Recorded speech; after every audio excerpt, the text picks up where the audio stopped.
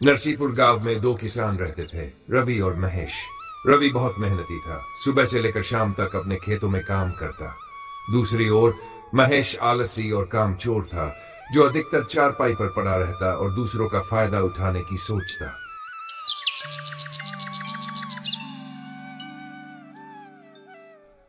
एक दिन जब रवि खेत में हल चला रहा था, महेश उसे देखकर बोला, अरे रवि, थोड़ा आराम भी कर लिया कर भाई, कब से काम कर रहा है?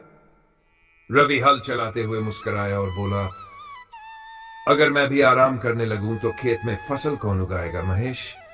ऊपर वाले ने शरीर मेहनत करने के लिए ही दिया है। रवि का महेश के खेत के ठीक बगल में था, लेकिन रवि मेहनती था और महेश आलसी और लालची।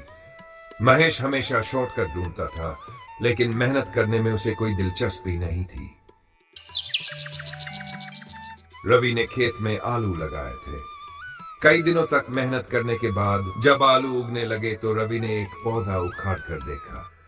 पौधे के नीचे बड़े और चमकदार आलू लगे हुए थे। ये देखकर वह खुशी से उछल पड़ा। वाह, कितने बेहतरीन आलू हुए हैं। पास में खड़ा महेश ये सब देख रहा था। वह सोचने लगा, अगर रवि के खेत में इतने बढ़िया आलू हुए हैं तो मेरे खेत में भी जरूर होंगे। लेकिन जब उसने अपना पौधा उखाड़ा तो उसमें छोटे और गिने चुने आलू ही निकले। ये देखकर वह गुस्से से लाल हो गया, मगर रवि के सामने उसने मुस्कुराते हुए कहा, अरे वाह, मेरे खेत में भी बढ़िया आलू हुए हैं। रवि ने खुशी खुशी कहा, तो फिर क्यों न कल ही चलकर बाजार में इन्हें बेच दे। महेश ने हामी भर दी।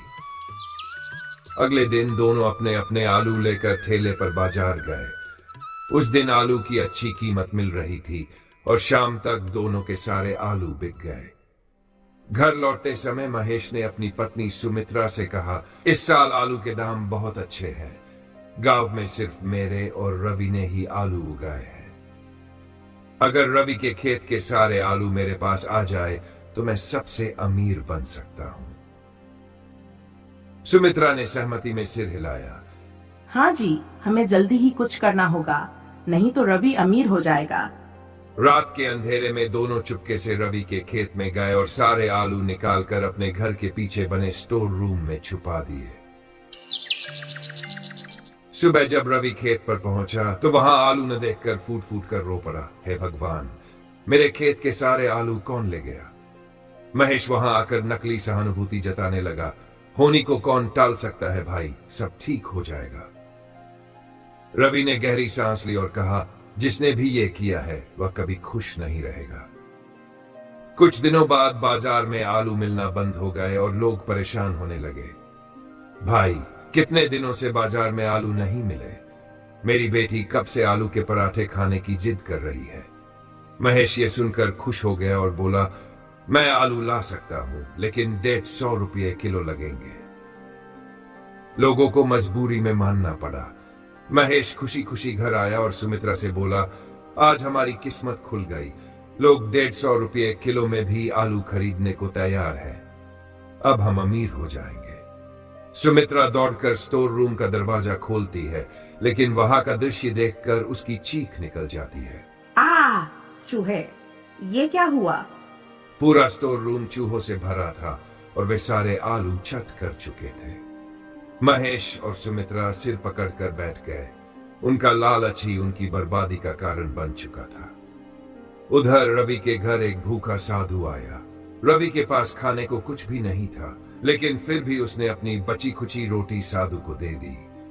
साधु उसकी उदारता देखकर मुस्कुराया और बोला, बेटा, तू सच्चा मेहनती और ईमानदार इंसान है। ये गंगा जल ले और अपने खेतों में छिड़क दे।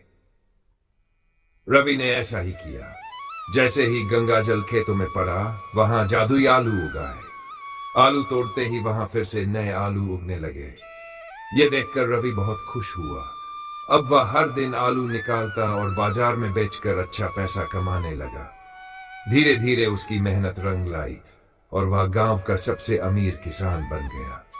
निष्कर्ष, महेश और सुमित्रा ने अपने लालच की वजह से सब कुछ खो दिया, जबकि रवि ने अपनी मेहनत और ईमानदारी से सफलता हासिल की।